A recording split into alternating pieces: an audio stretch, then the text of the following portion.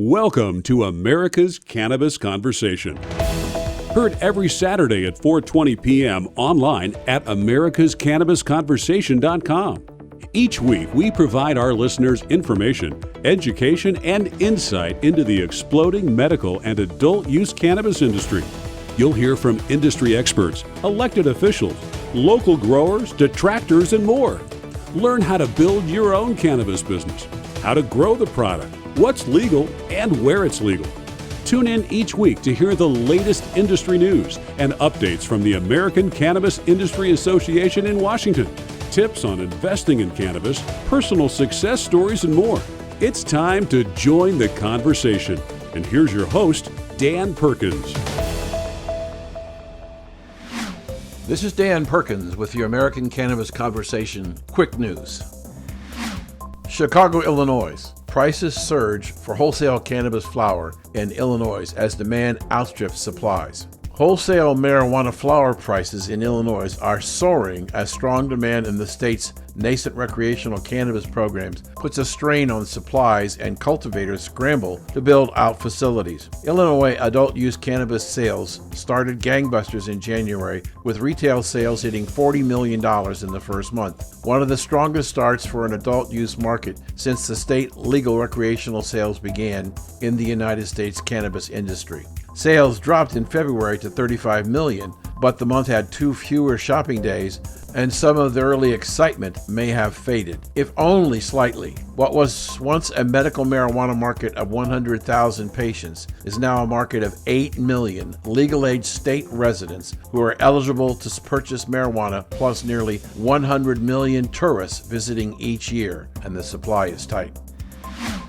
Tallahassee, Florida, marijuana businesses fight state's efforts to limit THC content in flower and concentrates. Lawmakers in several states have sought to limit the amount of THC in cannabis, moves that, if successful, would likely result in a costly business adjustment, loss of sales to illicit markets, and other disruptions. Marijuana industry officials fighting back against the limitations say the proposals are based on questionable science, including a controversial study that suggests a correlation between high-potency marijuana and psychosis. Industry watchers predict that efforts to cap THC levels at 10% or even lower will likely fail this year. Some states have already watered down proposed measures or abandoned them. But an anti-THC trend is worrisome to the cannabis industry, and an issue that many say businesses need to keep an eye on. Todd Beckwith, Director of Corporate Affairs for AltMed Florida, says there is clearly an agenda taking place with the same speaking points in multiple states. Washington, D.C. The VA issues a memo reminding employees that cannabis use is strictly forbidden. The United States may be embracing legalization, but the country's military and veterans communities are not. A memo issued by the Veterans Affairs Secretary, Robert Wilkie, this week made that abundantly clear. There is no legitimate medical explanation for marijuana-positive test results other than a verified prescription of certain FDA-approved drugs. A prescription for medical marijuana is not acceptable medical explanation for a positive drug test. Medical marijuana is legal in more than 30 states, while recreational use is legal in 10 states, as well as the District of Columbia. But Wilkie's memo emphasizes that the federal law, which still defines pot as a controlled substance, takes precedent. And this has been your American Cannabis Conversation Quick News. I'm Dan Perkins. Let's see who's joining us on the conversation today. Dr. Jordan Tishler, our cannabis doctor on call, will talk about whether or not cannabis can help the new COVID-19 virus. Last week, we introduced the Cannabis Electronic Checking Account, and now this week, Michael Dorrance, the CEO and managing partner of Evolution Risk LLC, explains how the new available checking account for cannabis businesses can expand into other services like payroll, benefits, and even retirement. Our field reporter Chase Roberts at the International Cannabis Business Conference 2020 did an interview with Omar Figueroa, who is an attorney who's been practicing cannabis business law for over 20 years. And finally, in order to continue to help you build your business, we've brought in Brad Grant, who is an executive coach that will help you either start a business or making your new business more productive by making you more productive. One last item. I'd like you to go to the new Seeds blog and look for the story about what do you do about your business if the lines around your building have disappeared. How do you make it grow? This is Dan Perkins. So let's join the conversation.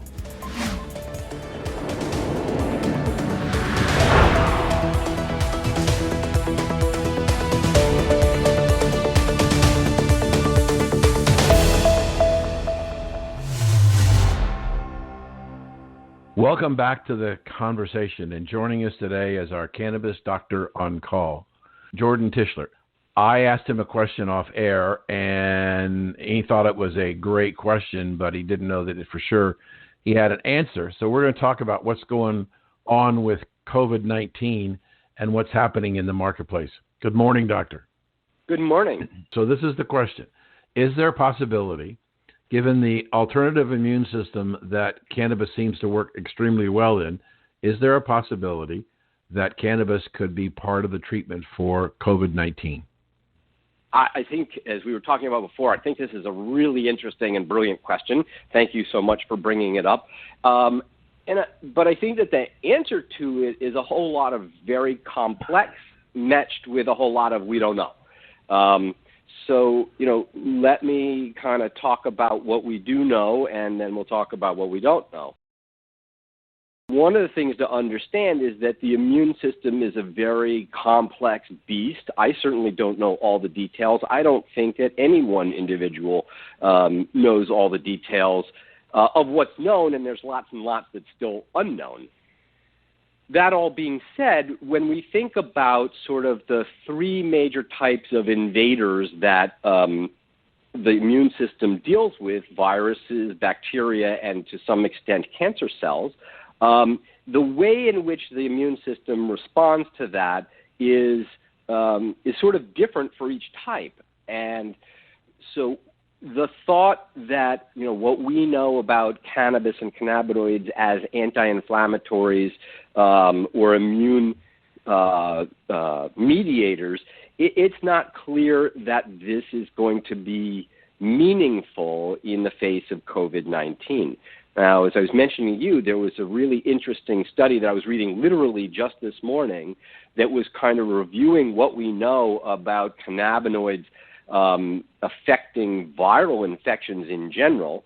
And that study was focused on the viruses that we sort of know more about, which are like the hepatitis virus and HIV, and really had concluded that there wasn't any evidence that cannabinoids had a meaningful impact, but that the rationale was there, and therefore more studies should be done.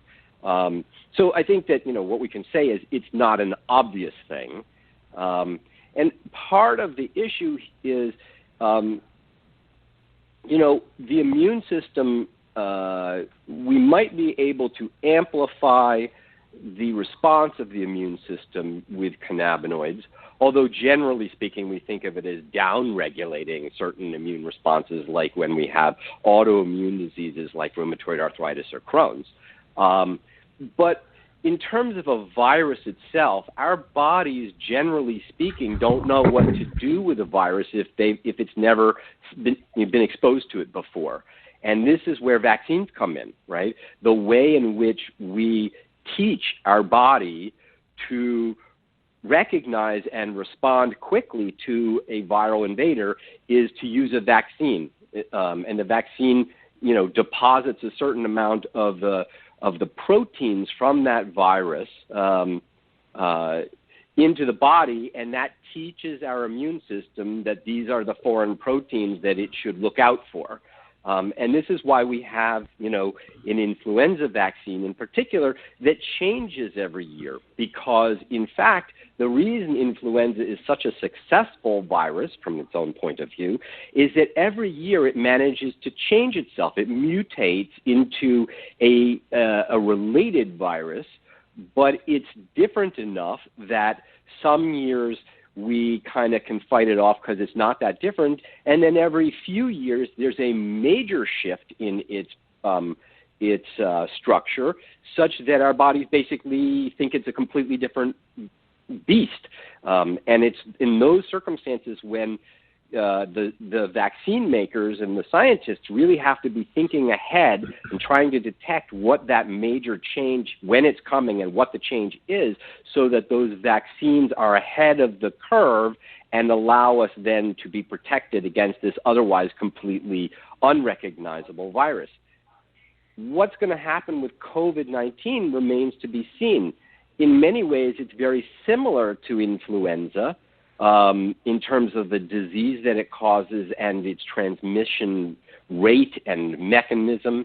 But what we don't know is whether it's going to be wily like influenza and change up every year or every few years.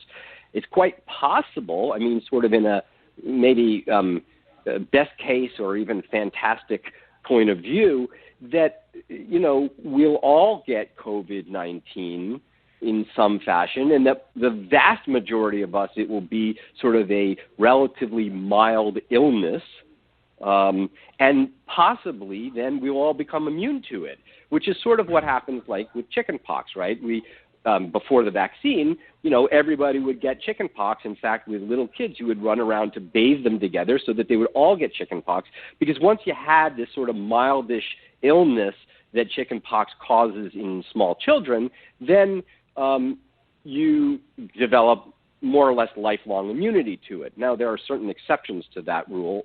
So, you know, I'm not advocating running out and trying to get chickenpox, but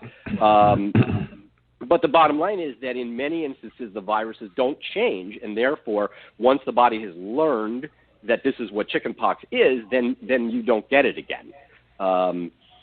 So it might be that way with COVID-19. I think it's just so new that we don't know what its behavior is going to be like. And the interesting thing is that there are a couple of companies out there that I've read about. I don't know anything more detailed than that, that have already produced vaccines against COVID-19, and they're being tested now to see whether they're effective. Hopefully they will be, because the science behind them looks good from what little I've seen. And that would be, you know, a phenomenal thing, because if we can roll it out quickly enough, maybe we can contain this contagion and obviously prevent loss of life. Doctor, thank you for that. I am compelled, however, to ask another question. I don't know whether it was as good as the first one. One of the things that I've been thinking about is that I am soon to be 75. I can't tell you how many flu shots I've had in my life. And I'm wondering whether or not we can get too much of flu shots within our system that it affects our immune system. That's a really good question, too. And I will say, yeah, there you go. And by the way, happy soon-to-be birthday. Yes, thank you. I'll say this. You know, the answer to your question is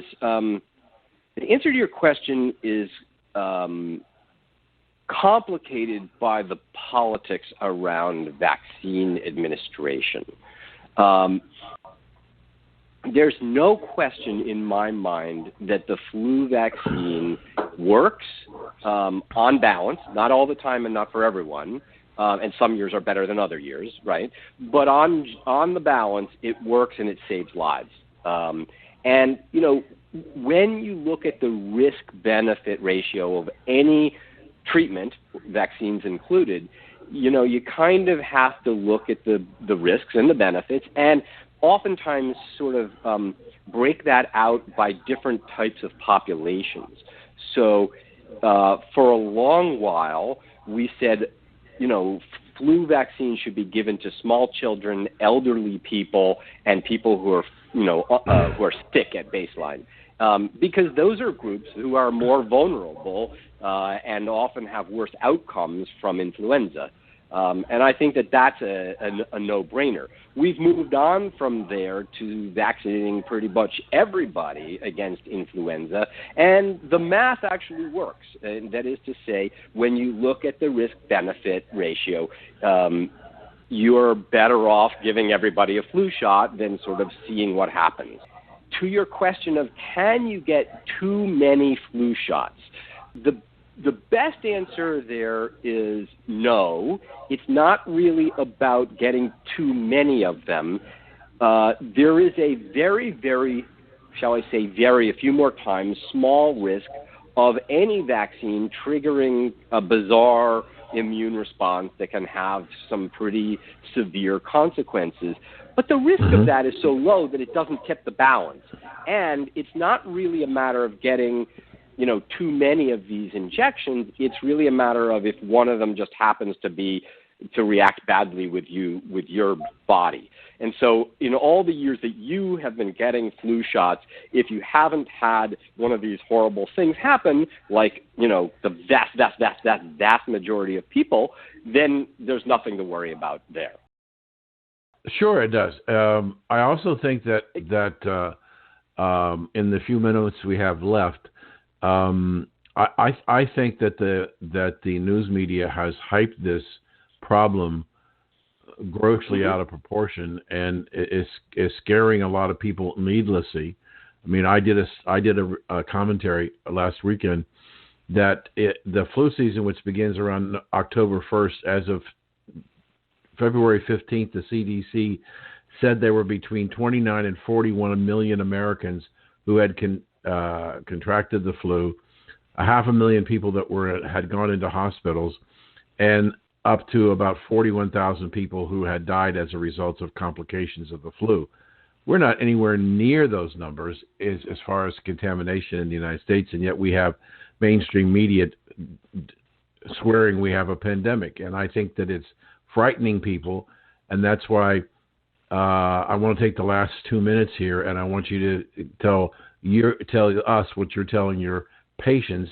What's the best prevention? I think you're right on the money. Influenza is sort of old news, unfortunately, but really the kill rate and the infection rate for influenza is just way higher than what we're seeing so far with COVID-19. So if people really want to be worried about something, they should be worried about influenza. And the best solution for influenza worries is, quite frankly, get vaccinated. Just if there's a soundbite here, it's get your flu shot. And I think you're right that we're getting a lot of stuff written about COVID-19 because it's new and therefore it's newsworthy. But it doesn't really reflect, the dangers. And it's gotten so out of hand that, I'm speaking at a conference next month, or maybe it's in May, that's a Harvard Medical School conference. And they initially asked me to tweet about it, to promote it, and then they changed their mind because they were afraid that, with COVID, that maybe they would want to limit the degree to people were coming from, other places. And I said, well, then maybe what we should do is have a streaming version of it. But the point being is it's just kind of snowballing into this thing where it's affecting the stock market and it's affecting people's desire to get together, and conferences are being canceled or postponed.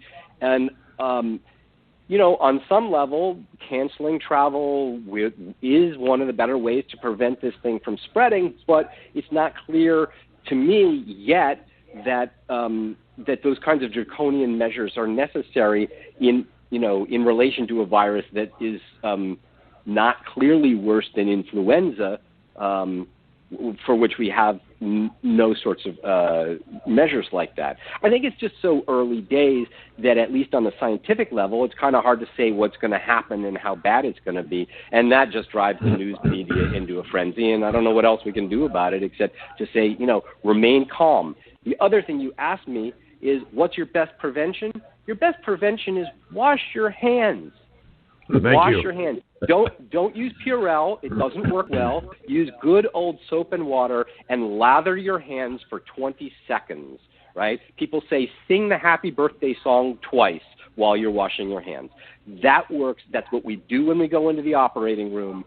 That's the way to do it. And, try to refrain from shaking everybody's hands too, which is a hard habit to break. Thank you. Unfortunately, Doctor, we're out of time, but I think this was an important segment. And I thank you for taking the time to talk about it.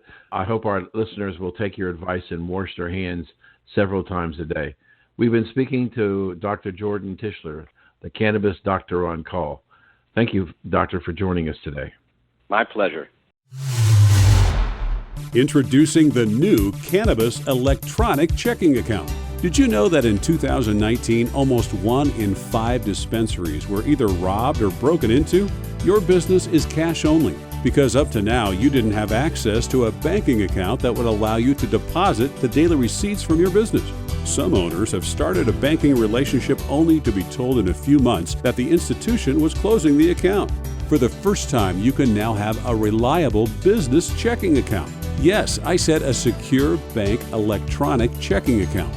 For more information, call 1-888-420-8844 and ask for Dan Perkins. That's 888-420-8884 and ask for Dan Perkins.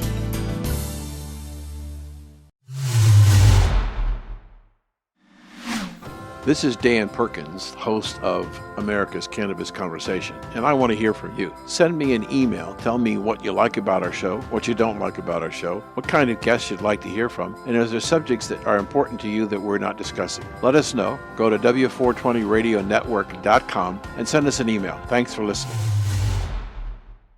You're listening to America's Cannabis Conversation on the W420 Radio Network. Welcome back to the conversation, and we are going to knock your socks off. Last week, we introduced the Cannabis Electronic Checking Account and what it's going to mean to people in the cannabis industries, whether you're growers or dispensaries or whatever. Now we have with us one of our partners, the CEO and managing partner, Evolution Risk LLC, Mike Dorrance, and he's going to talk to us from his standpoint how important and how significant this cannabis electronic checking account that he and our bank and we are all introducing. So welcome to the conversation, Michael. Thank you for having me. I appreciate it. So let's talk about, from your perspective, how significant what we're attempting to do in the cannabis industry is, in your opinion. Well, from the banking perspective, obviously that's what we're talking about. It gives the industry some legitimacy, both from an industry standpoint, which means with everyone they do business with, and something you and I have talked about before, that the obvious benefits of banking to a cannabis industry are the same as they are with any industry, that the cannabis industry as a whole has not had access to until now. But it's a far-reaching, it's multiple layers and levels beyond just the obvious. And one of the ones that it points to is the employee itself and the employee benefit packages and the benefits it gives to the employee. And what it does for the employer, the cannabis company themselves, it gives them a legitimacy in the industry to where an employee knows now going in that, as opposed to they pay employees now in cash. And many of the cannabis companies that we've come across in the past, they actually issue a payroll check, and they give it to them with all the deductions and everything else that they're supposed to per code and regulations in the states and the federal government for that matter. And then they go to the next desk, hand them the check, and they pay them in cash. Mm-hmm. So it's difficult as an employee to tell an employee, no, we're a legitimate business, we're a legitimate company, but we operate in this way, we have to pay you cash. So I think from when you're looking for talent out there, which we all are when we own our own businesses, it puts these cannabis companies at an even playing field as far as attracting talent, employee management, supervision, whatever, in that it gives them some legitimacy in the industry business-wide, that we operate the same way as any other industry do. And now we can issue a paycheck. We can do automatic deposits into that paycheck. It brings the cannabis companies back into the rest of the markets and the industry as a whole. To me, it's a far-reaching benefit. And you go beyond that with payroll services, healthcare benefits, and the whole package, 401ks. It changes the entire landscape from an employee to employer relationship for the cannabis industry. It's far more reaching than the obvious benefits of having banking. I got to believe that there are tens of thousands, because we know tens of thousands of people listen to this show. I've got to believe that there are tens of thousands people that are employees or owners and are listening to what you're saying, and they're saying, how can it be? How is it possible that 7 Points Financial and your company, Evolution Risk, are able to do this when nobody else has ever done it before. And the implications to that is, are we going to get a lot of pushback from people think that we're doing something that's illegal? Okay, well, that's a very good point. But it is being done now. It is being done in Colorado. It has been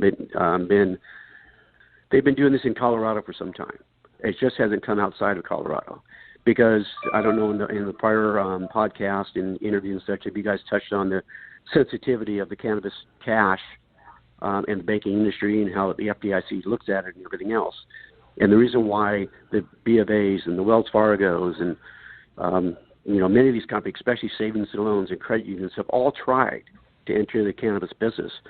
But they have not been able to because it throws off their balance sheets. And the primary reason for that is federally still, you cannot charge an interest rate on cannabis cash or cannabis deposits, nor can a bank or savings and loan or any financial institution can you charge a interest rate on that money. So for all these banks and savings and loans, sometimes they learn that after the fact. So they go to these cannabis companies, they could take your money, they start taking the cash, throws off their balance sheets, and they have to send that cash all the way back to the cannabis companies.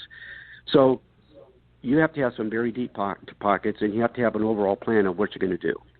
And if you're a bank that is just interested in getting a deposit, an interest rate on the deposit only, and then keeping the cash, but handling all those transactional things we're talking about, but you're not worried about charging an interest rate or loaning that money out, and you're willing to live off that deposit interest, then that's the difference between those banks and the banks that have tried it before and why it hasn't worked before. So this bank that we represent, they're not interested in getting an interest on the money, our deposits, in hand, only on the initial deposit only, and they're, of course, not lending that money out. It just sits there in the bank. Other than, of course, there's all the transactions, whatever the business transaction you would usually have, such as payroll and those kind of things, paying bills and those kind of things. And by the way, you know about the electronic checks and all that kind of stuff. So it's a normal bank. All the operations are normal as you would with any other bank, other than the bank itself can't loan the money and they can't charge interest on the money in hand. So that's the big difference. And the overall plan, obviously, with these banks is that hopefully over time the laws change even more so. And there's three big banks, mostly in Colorado, that do this, and they're banking, no pun intended, they're banking on that these laws and everything else on the federal government side will lessen, and once they do, well, now they have these billions and billions of dollars of deposit that they'll be able to loan on. Yeah. So that's really the overall plan. So we're talking with and that's why Michael, it hasn't worked in the past. Okay, we're talking with Michael Dorrance, of CEO and managing partner of Evolution Risk LLC, one of our partners on the banking deal. So we're saying, you're saying, and we're saying, yes, we're real. We can do this. We've passed all of the muster with the regulatory authorities and all that reporting stuff, and we're going to be able to allow you to treat your business as a real business, whether it's paying bills or paying people. But there's another element, and that is the ability to take PIN-secured debit and credit cards with this banking relationship, which is, in the past, the only way that you could a dispensary could use credit cards is they had an ATM machine in the lobby that you went over as a buyer and put in your card and got cash and came back and paid it. And so this is another revolution of things that we can do for the bank in terms of handling transactions and making it easier for the consumer to purchase the products that they want from their local dispensary. Let's go. We're looking at the bank. We're looking at the customers. We're looking at the businesses, and we're looking at the employees. I have seen stories, and perhaps you have too, in that more and more taxing authorities are walking away from cash. They don't want cash payments. And this is a cash business. And the interesting thing is you pointed out how much of this is going on in Colorado. But once a bank reaches a certain category of what would be a prudent percentage of their deposits invested in the cannabis business and taking deposits, they basically shut people down. And Correct. The thing that I've been talking to people on the air about is, yeah, okay, this is going on in Colorado, but if you're in Michigan or you're in Ohio or Florida or Texas or some other place, you don't do business in Colorado. You need something that you can do business in your state. And this program, correct me if I'm wrong, Mike, this program is available in all 50 states. Yeah, I believe it is. That's a better question, obviously, for Rick. Okay. But I do believe, because our focus is we're mostly Western region, but we're expanding as Rick and his group 7 Point has allowed us to. And by the way, your radio station is obviously going to give us a huge platform for that expansion. And so we're just starting to venture in, and we're going state by state. When we get a submission, which we're getting submissions in, and we get a submission from Iowa, we get a submission from Montana or something like that, we forward it into Rick, and then and right now we have not run into any issues in any state.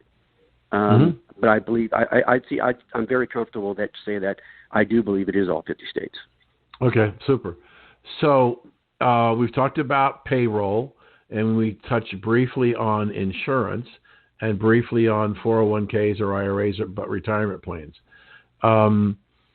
So we're giving legitimacy, as you point out, which I think is a good point, legitimacy to the owner and operator that he has a real business, and that he says to people, we're going to treat you the way any other place you would go to work for, with paychecks and retirement opportunities and health insurance. What's Correct. been in the ones that you've been working on for the last year or so? What's been the reaction of people about what it is you have to offer? Well, the biggest reaction is they don't believe it. Yeah, I know. Like some of the listeners say, yeah. So that's the biggest. And many of these, if not all the ones we've spoken to today, they've all experienced rejection. They've gone down this path, which is, a painful path. I mean, it's time consuming to set up yourself with an account. It's usually a savings and loan, a credit union, something like that. And they've gone so far down the road, and they've tried it multiple times, because these banks and these lending institutions, financial institutions, have all made the same promises, and they've failed in all of those. So there's a certain trust level that we're getting from some of these accounts. I mean, we reached out and talked to hundreds of these accounts, and the hesitancy on their part is, we've done this before. We've already tried it, and they don't know us.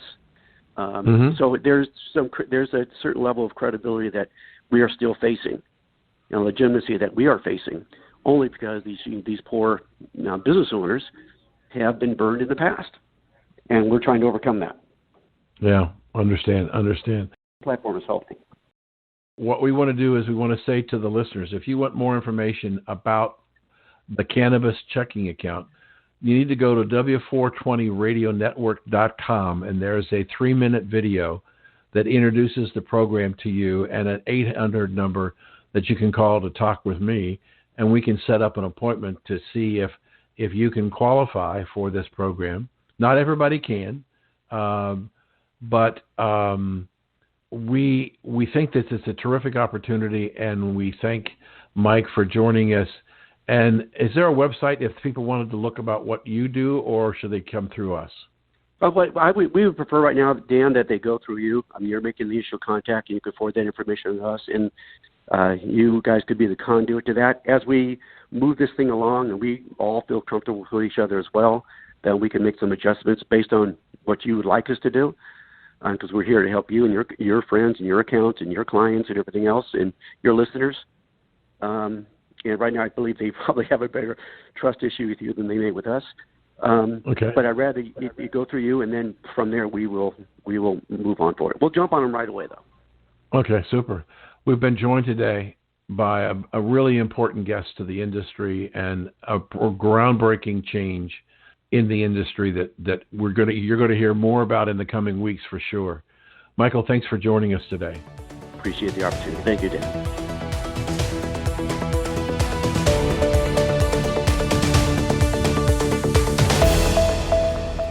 America's newest and fastest growing cannabis-focused radio network is expanding across the country and looking to add to our sales and marketing team. America's Cannabis Conversation offers listeners insight and information on the exploding world of cannabis. It also gives advertisers the opportunity to reach a hyper-targeted audience, literally neighborhood by neighborhood, in markets all across the country. We're looking for a few motivated individuals that want to essentially run their own local business in markets like Boston, Las Vegas, Reno, Orlando, and more. To learn more about this exciting opportunity or to apply, visit americascannabisconversation.com.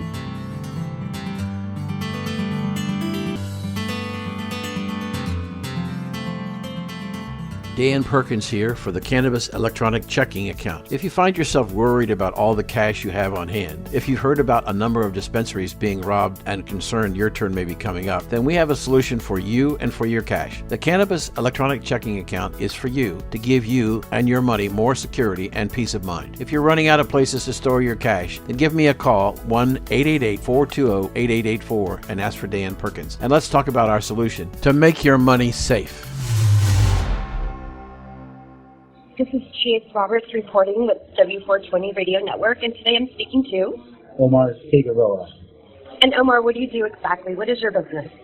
I'm a lawyer. I've been in the cannabis space for 21 years in California. Started out as a freedom defense lawyer, and now I've transitioned my practice to cannabis business law. I'm also a corporate director. I sit on the board of the International Cannabis Bar Association, the National Cannabis Industry Association, as well as the California Cannabis Tourism Association.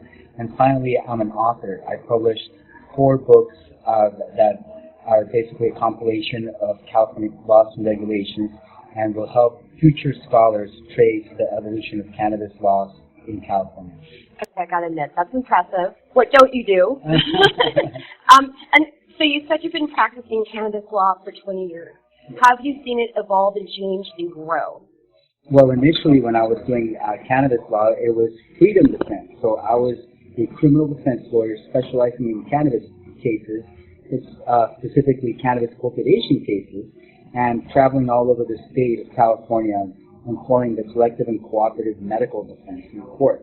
With the passage of Proposition 64, which did not really legalize cannabis, but downgraded most cannabis penalties from felonies to misdemeanors, most law enforcement officers lost interest in cannabis enforcement because there was no longer a route to getting a promotion. Nobody's going to get promoted to sergeant or to detective for having a whole bunch of misdemeanor marijuana arrests.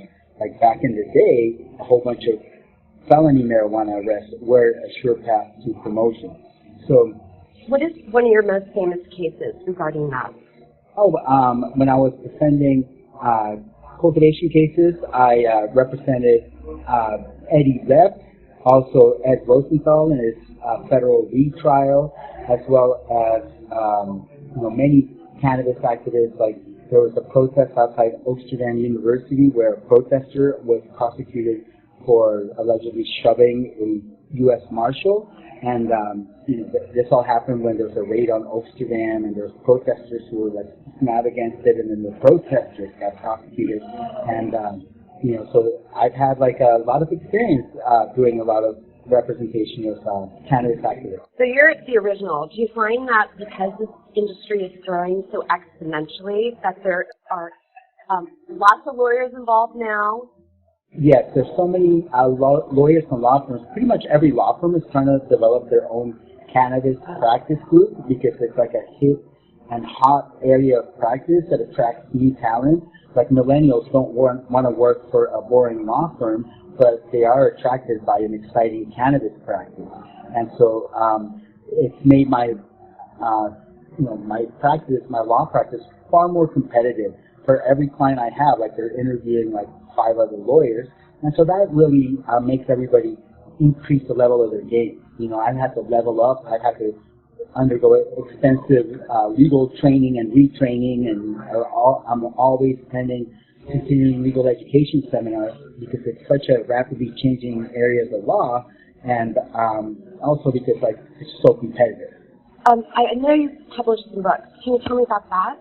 Yes, my latest book is called California Cannabis Laws and Regulations 2020, and that's basically a carefully curated compendium of all the laws and regulations in California, and it's designed to give the reader like a deep understanding of not just laws that have the word cannabis in it, but everything else you need to understand cannabis and get a good understanding, such as farm trademarks in the state of California, or what's called the producer fee, which protects the farmers. So I put all that in my book, and it's a very thorough compilation that is now in its 4th edition. I started in 2017 after Prop 64 passed. I wanted to take a snapshot of the law and compile all the laws that were in effect then, and I've done that every year since then. So I have a 2017 edition was the first printing.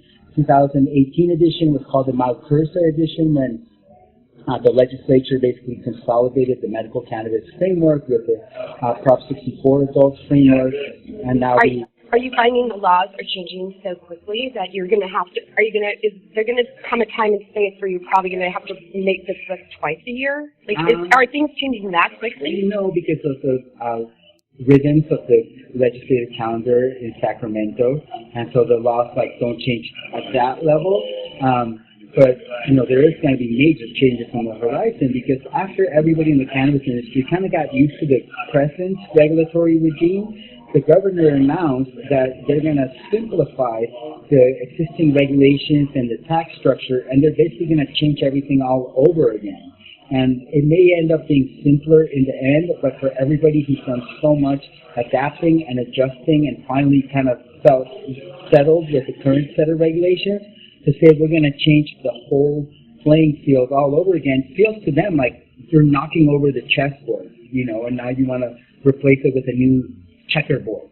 And when is that going to take place? Did it start already? The governor said that by July 2021, he wants to have a new regulatory framework where there will be instead of, right now we have 3 primary regulatory agencies for cannabis. There's the Bureau of Cannabis Control, and then that regulates retailers, distributors, event organizers, laboratories. We have the Manufactured Cannabis Safety Branch within the Department of Public Health, and that regulates manufacturers. And then we have Cal Cannabis Cultivation Licensing within the Department of Food and Agriculture, and that one regulates cultivators. So there's not one agency that regulates the entire cannabis supply chain. It's spread out amongst 3 agencies, and that really makes it more difficult, just because they have 3 sets of regulations.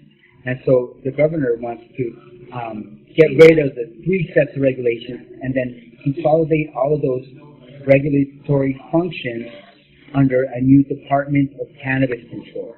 We have something called the Department of Alcoholic Beverages Control. So instead of having a Bureau of Cannabis Control, it's now going to be a Department of Cannabis Control that will regulate cultivators, manufacturers, and everybody else. Do you personally think that being under one umbrella is going to be more effective? It really depends on how it's implemented. So I think whatever the regulatory framework looks like in theory, the devil is in the details when it is put into practice. And so not necessarily. I mean, in theory, it should be streamlined and it should be less complicated. But if you're changing the rules after all of the players have spent years adapting their business models and their operations to the current set of rules, changing them once again doesn't make it much easier for existing operators. How can our listeners find you?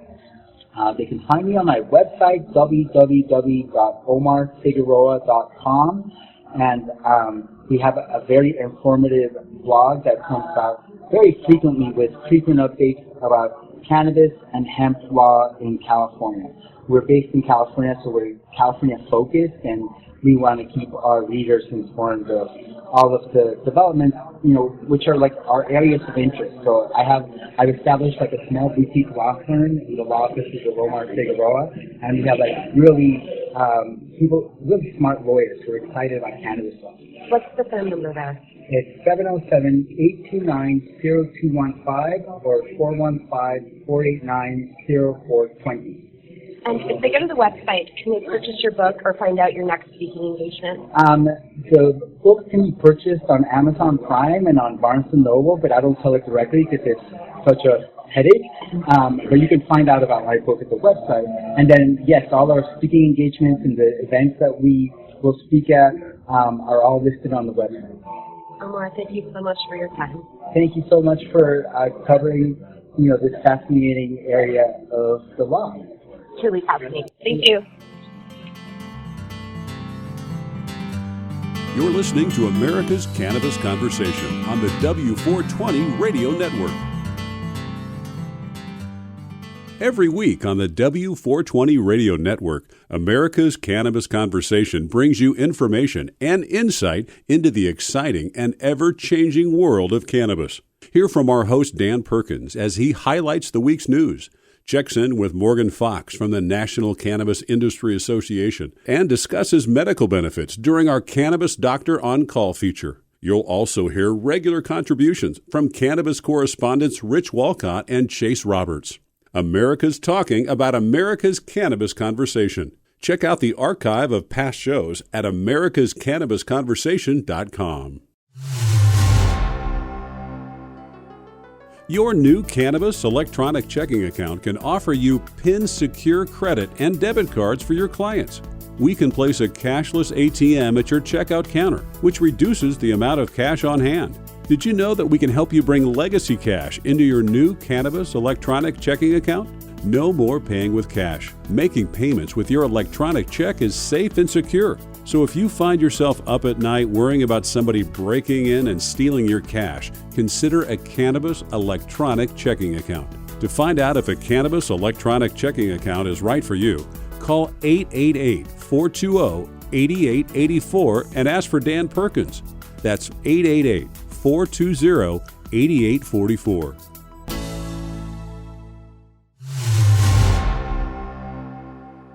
Welcome back to the conversation. This is Dan Perkins. And one of the things we want to talk about today is the reality that's taking hold in the cannabis business. For a long time, people could open a store and they would do land office business. There people would be around the block waiting to get in. And we're finding in more and more places around the country, in the more maturing markets, that euphoria of trying something new has worn off, and there aren't lines around the block anymore. In fact, we have incidences in Massachusetts, for example, where dispensaries are beginning to close. On the investment side, investors who are looking at putting money into a cannabis operation are now looking for ROI. They're looking for the cannabis business to be managed like any other business. When you think about that, that means that people who got into the business may not have a lot of business background and don't know a lot about necessarily how to really manage their business in a challenging time, which is where we are right now. That's why we've invited Brad Grant, who is a coach, a business coach, who helps executives look at their businesses, look at what they're doing, and trying to help them personally and professionally and getting their businesses back on track. So please welcome Brad Grant to the program. Hi, Dan. Thanks for having me on today. I appreciate it. My pleasure. So let's get right into the conversation. We got a lot of people who jumped into the business thinking they were going to make a fortune. Some did, but a lot of have started to do business pretty well, but are finding that their costs are out of control. They really don't have a good handle on their business. And investors who they desperately need to have more operating capital are becoming more and more strict about what they're looking for in terms of putting money into a business. So let's talk about how you can help this dilemma that's growing in the cannabis business in the United States. Yeah, great. Thanks for the opportunity, Dan. And you know what? The honest truth is that not just business owners or business leaders or startups or companies transitioning into more kind of mature places need coaches. We all need a coach. And I want to make it clear in a sense that coaches are not business strategists. We are your strategist. We help you bring your potential and your power to the surface. That's a very important distinction, and I want to deep dive that for a second. You coach the individuals. I've had some experience in doing that in coaching chairmen and chief executives. I have done a lot of business development coaching, but some management coaching And so how does an individual who's running a business, big or small, doesn't make any difference, how does he or she all of a sudden make the decision, maybe I need some other help, maybe I need a coach? How do they decide that? In my experience, oftentimes they've had a friend or a colleague or a mentor who has experienced coaching or had a good experience with a coach and has suggested it to them. Very few people seek it out themselves. I have some clients for sure who do, and that's just the ideal situation because they've identified for themselves that they need some help. And the truth is we all need some help in life, and that's okay. That's coming together is what's made us, enjoy the society that we live in today. Really what it comes down to, so if you think of it like this, and I'm going to use Rocky, the movie Rocky, as an example. So take Mickey, right? So we see Rocky as just a kind of local club fighter, who never realizes his potential. But the gym owner, Mickey, sees potential in him. But Rocky has yet to have the discipline, self-awareness, or really belief to bring that potential into light. He's like every single one of us. We can't really see ourselves, or we kind of have a hard time seeing ourselves from another perspective. So if I understand what you're saying, you need somebody else to be looking at you and making an objective analysis. Is that really a human trait that we really can't see ourselves, or is it something unique to corporate America? And I think personally it's a very unique human trait.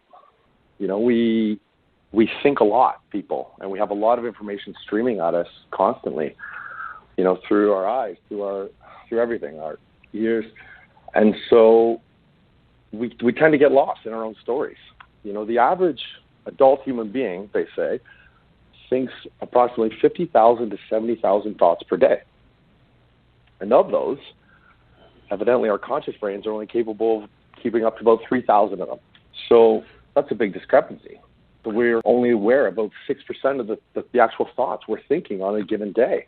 And with the pressures coming at us on a given day, how do we find a footing? How do we, and that's really what a coaching relationship is giving people the time and space to slow down. And as an objective, non-directive thought partner, we're here to just completely support you and your greatness. And as that, in that role, we can see things. We can see the potential in you. And we can also help you to see that. And one of the ways we do that is by mirroring. It's part of the coaching conversation.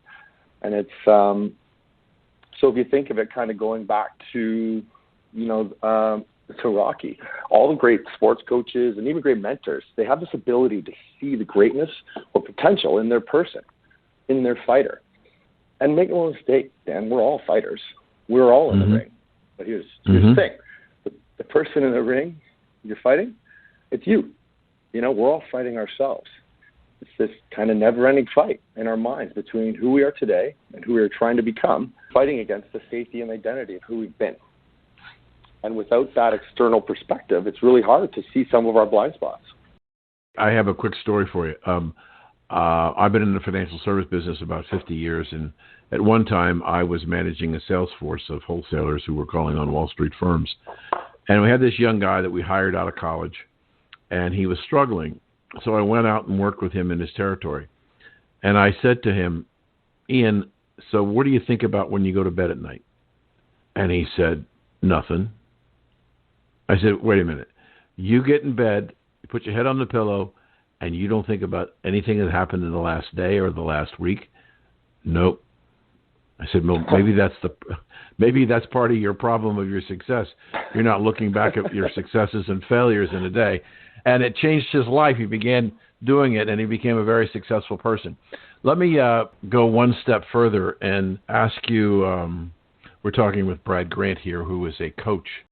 In your experience, are there common things that you see in a lot of people that would be helpful to identify to our audience, that things to, wait a minute, that could be me? Are there any things that you see on a regular basis? Yeah, and specifically with respect to the context that you brought up for this conversation, you have a company that was a startup, they found success, and now they're growing in both size and market share, and they're becoming an actual company, not so much of the startup everyone wearing the various hats. And really, the biggest tell of success or failure is going to come down to communication. How is the executive team, the leadership team communicating with each other? Are we being honest? Are we being candid? Are we focused, or are we displacing our focus? But truly, because each leader in that company is growing, they're emerging, they're getting new responsibilities every day because these companies are growing so fast. Mm-hmm. How are they keeping up with that growth? How are they acknowledging it? How are they processing it? Oftentimes they're not. It's kind of like, well, into the storm we go. All hands on deck. Just try to get through and do our best, right? Which is great.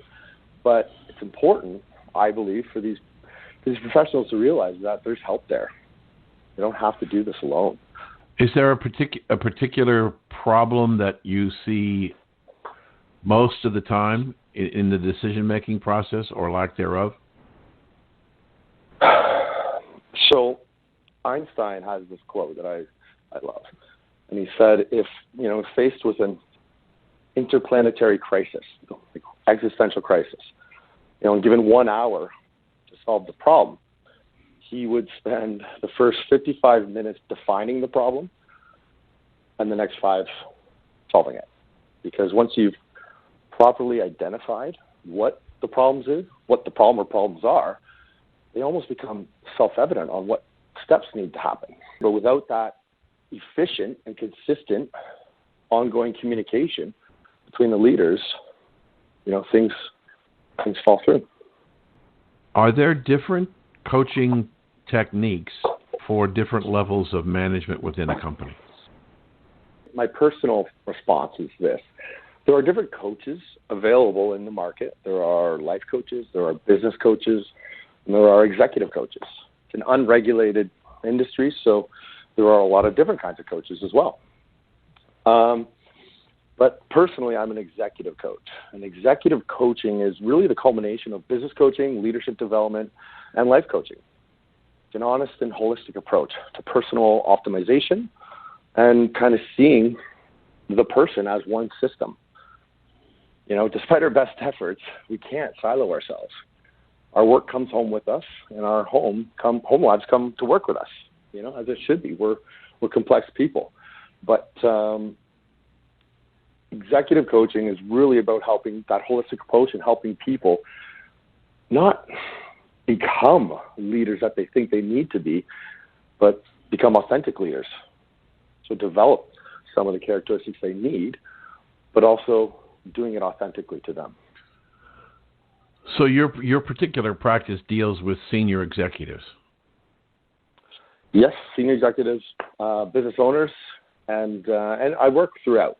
So to really answer your question, I apply a lot of the same coaching techniques in any conversation. It's just the level of the conversations, depending on the level of the person in the organization, will kind of speak to the different depths of the conversation. How can people get a hold of you and take advantage of your service? Dan, thanks so much for the opportunity. It's great to be on here with you today. I can be reached at www.giventoflycoaching.com, or you can send me an email directly, brad@giventoflycoaching.com. One more time, the two addresses. My home page is www.giventoflycoaching.com, and my personal email is brad@giventoflycoaching.com.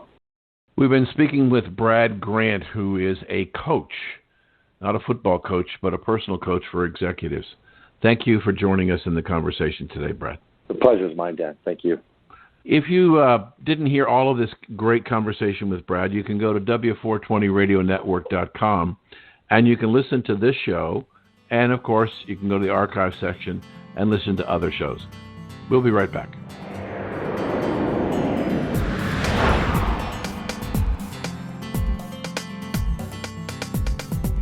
Thank you for taking part in America's Cannabis Conversation.